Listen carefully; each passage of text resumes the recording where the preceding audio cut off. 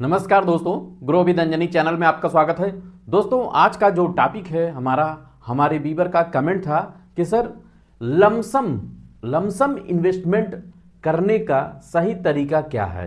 दोस्तों, आज हम लोग इसी टॉपिक को कवर करेंगे और जानेंगे कि लमसम इन्वेस्टमेंट करना है, इन्वेस्टमेंट करने का सही तरीका क्या हो सकता है। आज इन्हीं सारे बिंदुओं पर हम लोग चर्चा करेंगे और आपको एक अच्छी जानकारी मिलेगी कि हम अगर अपना पैसा म्यूचुअल फंड में इन्वेस्टमेंट करते हैं लमसम के माध्यम से, अभी तक आपने एसआईपी का देखा, और अगर आप लमसम करना चाहते हैं यानी कि सिंगल इन्वेस्टमेंट या बड़ा पैसा जब होता है तब लोग लमसम इन्वेस्टमेंट करते हैं म्यूचुअल फंड में। एसआईपी और लमसम दो तरीकों से पैसा इन्वेस्टमेंट होता है। अब बात आती है कि हमारे पास इकट्ठा पैसा है और हम एसआईपी ना करते हुए हम लमसम करना चाहते हैं, तो लमसम करने के लिए जो तरीके ज़्यादातर करने चाहिए वो आप कौन कौन है तरीके, वो आज आप लोग जानेंगे। दोस्तों, म्यूचुअल फंड में लमसम जब करना होता है तब आपको बहुत सारी बातों को ध्यान में रखना पड़ता है। मार्केट का मूवमेंट देखना पड़ता है, मार्केट की स्ट्रेटजी को फॉलो करना पड़ता है। मार्केट प्रेजेंट टाइम में जब इन्वेस्टमेंट आप कर रहे हैं तो मार्केट कहाँ है, कितना ऊपर है, कितना नीचे है, किस तरीके से किस दिशा में जा रहा है।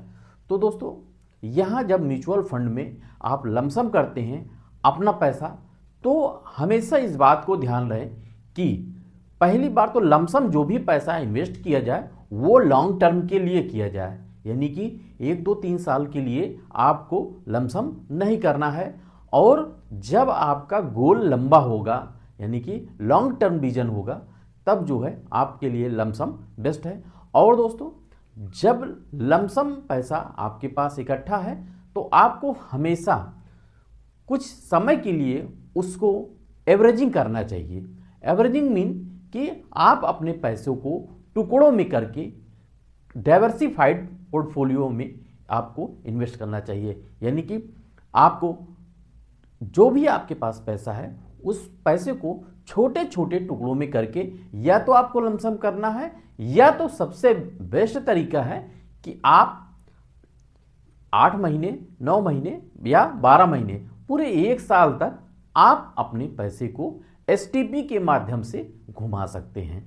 यानी कि जब आपके पास लंबा पैसा है तो आपको जिस फंड में करना है उस फंड के डेट फंड में यानी कि लो ड्यूरेशन फंड में आप लेकर के वहां से आप एसटीपी के माध्यम से इक्विटी में जहां पे आपको जाना है पूरा समय लेकर के 8 महीने 10 महीने का समय आप लेकर के एसटीपी घुमा दें। एसटीपी के माध्यम से आपका जो पैसा है लमसम वो एवरेजिंग हो जाएगा, यानी कि मार्केट अगर ऊपर जाता है तो भी कोई टेंशन नहीं है, नीचे जाता है तो भी कोई टेंशन नहीं है, आपका एसटीपी सर्किल राउंड में काम करता रहेगा। तो दोस्तों, ये हुआ आपका लमसम। और अगर मान लीजिए आप एसटीपी का सहारा नहीं लेते हैं, यानी कि सिस्टमैटिक ट्रांसफर प्लान, जो आप एसटीपी, जैसा आप जानते हैं एसटीपी का full form systematic transfer plan, STP अगर आप नहीं करना चाहते हैं तो आपके पास जो भी पैसा है आप उसको डिवाइड करके सिंगल कई प्रकार के फंडों में आप लमसम कर सकते हैं। यानी कि आप डाइवर्सिफाइड पोर्टफोलियो बना करके आप टुकड़ा टुकड़ा पैसा आप अपने सिंगल इन्वेस्टमेंट लमसम कर सकते हैं। तो ये रहा दोस्तों आपका जो लमसम आपको करना है, लमसम इन्वेस्टमेंट का सही तरीका।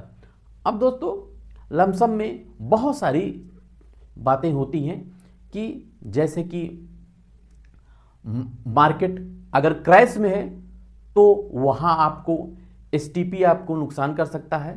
अगर मार्केट क्रैश है तो वहाँ पे सिंगल टाइम में ही आप लमसम आपके लिए बेस्ट होता है। लेकिन अगर आप लंबे समय के लिए एवरेजिंग कर देंगे, यानी कि 6 महीने, 8 महीने, 10 महीने का आपने एसटीपी लगा दिया और एसटीपी के माध्यम से अगर घूम के जाता है पैसा तो आपको एवरेजिंग ज़्यादा मिलने का चांस रहता है और आपका जो पैसा है वो लॉन्ग टर्म में अच्छा ग्रो कर सकता है। यानी कि आप अपने रिस्क को कम करते हुए आप अपना पैसा लमसम में इन्वेस्टमेंट कर सकते हैं। तो दोस्तों ये रहा लमसम करने का सही तरीका। अब दोस्तों कुछ हम लमसम किए हुए फंड का परफॉर्मेंस देख लेते हैं कि जैसा कि हमारे व्यूअर का कमेंट था कि सर अगर हम मिड कैप कैटेगरी में लमसम किए होते आज के 10 साल पहले तो हमें कितना रिटर्न मिलता, यानी कि कितना बन सकता था। तो आज दोस्तों हम लमसम का रिटर्न देखेंगे मिड कैप कैटेगरी का और पास्ट डाटा से आपको एक आंकड़े मिलेंगे। आप उस पास्ट डेटा से आपको सही जानकारी मिल पाएगी और उस डाटा के आधार पे, आंकड़ों के आधार पे आप अपना इन्वेस्टमेंट और फंड के बारे में आपको नॉलेज जरूर मिलेगी। अब यहाँ दोस्तों हम अपने डेटा चार्ट पे हैं और आप यहाँ से देखेंगे कि mutual fund lump sum return equity mid cap, यहाँ हमने दोस्तों सिलेक्ट किया है मिड कैप। जैसा कि हमारे व्यूअर का कमेंट था कि मिड कैप में हम अगर 10 साल के लिए करते हैं 1 लाख रुपया लमसम किए तो हमें कितना रिटर्न मिल सकता है। तो यहाँ दोस्तों आज हम मिड कैप कैटेगरी का फंड का हम परफॉर्मेंस देखेंगे कि 10 साल में 1 लाख रुपए की वैल्यू को कितना बनाया है, कितना वैल्यू बनाया है 10 साल में मिड कैप ने। तो जो पहला फंड आपका है आता है, यहाँ जो पहला फंड आ रहा है Nippon India growth mid cap fund, जैसा कि आप जानते हैं निपॉन इंडिया हो गया। दूसरा जो फंड है इडेलवाइज मिड कैप फंड। तीसरा आपका HDFC मिड कैप फंड है। चौथा आपका इन्वेस्को इंडिया मिड कैप है और पांचवा है आपका कोटक मिड कैप फंड। तो दोस्तों हम टॉप से 5 को देखते हैं कि कौन कौन से फंड ने कितना रिटर्न दिया है।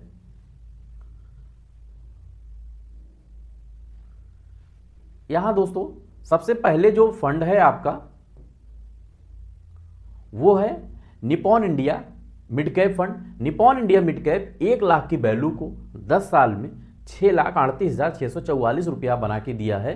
20% से ऊपर का रिटर्न मिड कैप ने दिया है निपॉन इंडिया मिड कैप ने। दूसरा फंड था दोस्तों इडेलवाइज मिड कैप फंड। इडेलवाइज भी 1 लाख का 6,14,664 रुपया बनाया है। 19% से ऊपर का रिटर्न यहां पे दिया है।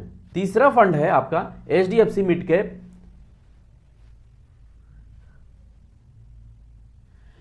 HDFC मिड कैप फंड जो है 6,13,102 रुपया बनाया है। 19% से ऊपर का रिटर्न रहा है। चौथा फंड है आपका Invesco mid cap. Invesco mid cap भी 6,06,863 रुपया बनाया है। 19% का रिटर्न रहा है। और जो पांचवा जो फंड है आपका Kotak mid cap. Kotak mid cap भी 1 लाख का 5,92,684 रुपया बनाया है। 19% से ऊपर का रिटर्न रहा है। इस तरीके से आपको एक अच्छी जानकारी मिली होगी। और दोस्तों अगर मेरी जानकारी अच्छी लगे तो एक लाइक करिएगा, शेयर करिएगा और हमारे चैनल को सब्सक्राइब कर हमें सपोर्ट करिएगा। थैंक यू सो मच दोस्तों। जय हिंद, जय भारत।